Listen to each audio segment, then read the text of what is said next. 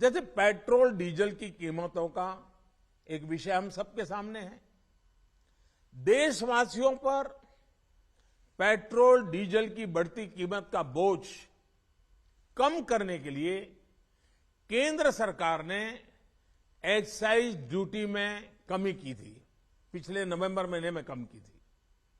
केंद्र सरकार ने राज्यों से भी आग्रह किया था कि वो अपने यहां टैक्स कम करे और ये बेनिफिट नागरिकों को ट्रांसफर करे। इसके बाद कुछ राज्यों ने तो भारत सरकार की इस भावना के अनुरूप यहां टैक्स कम कर दिया, लेकिन कुछ राज्यों द्वारा अपने राज्य के लोगों को इसका कोई लाभ नहीं दिया गया। इस वजह से पेट्रोल डीजल की कीमतें इन राज्यों में अब भी दूसरों के मुकाबले कहीं ज्यादा है। ये एक तरह से इन राज्यों के लोगों के साथ अन्याय तो है ही, साथ ही पड़ोसी राज्यों को भी नुकसान पहुंचाता है। स्वाभाविक है कि जो राज्य टैक्स में कटौती करते हैं उन्हें राजस्व की हानि होती है। जैसे अगर कर्नाटका ने टैक्स में कटौती नहीं की होती तो उसे इन 6 महीनों में 5,000 करोड़ रुपए से ज्यादा का राजस्व मिलता। गुजरात ने भी टैक्स कम नहीं किया होता तो उसे भी 3,500-4 हजार करोड़ रुपए से ज्यादा का राजस्व और मिलता। लेकिन ऐसे कुछ राज्यों ने अपने नागरिकों की भलाई के लिए, अपने नागरिकों को तकलीफ न हो इसलिए अपने वेट में, टैक्स में कमी की पॉजिटिव कदम उठाए।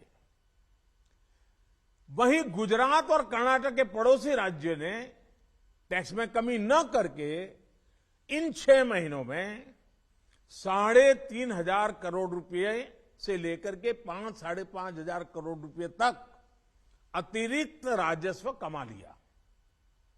जैसा हम जानते हैं कि पिछले साल नवंबर महीने में वैट कम करने की बात की थी, सबको मैंने प्रार्थना की थी, लेकिन कई राज्य, मैं यहां किसी की आलोचना नहीं कर रहा हूं, मैं सिर्फ आपसे प्रार्थना कर रहा हूं, आपके राज्य के नागरिकों की भलाई के लिए प्रार्थना कर रहा हूं। अब जैसे उस समय 6 महीने पहले कुछ राज्यों ने बात को माना, कुछ राज्यों ने नहीं माना। अब कई राज्य जैसे महाराष्ट्र, पश्चिम बंगाल, तेलंगाना, आंध्र प्रदेश, तमिलनाडु, केरला, झारखंड, किसी न किसी कारण से उन्होंने इस बात को नहीं माना और उनके राज्य को, नागरिकों को बोझ कंटिन्यू रहा।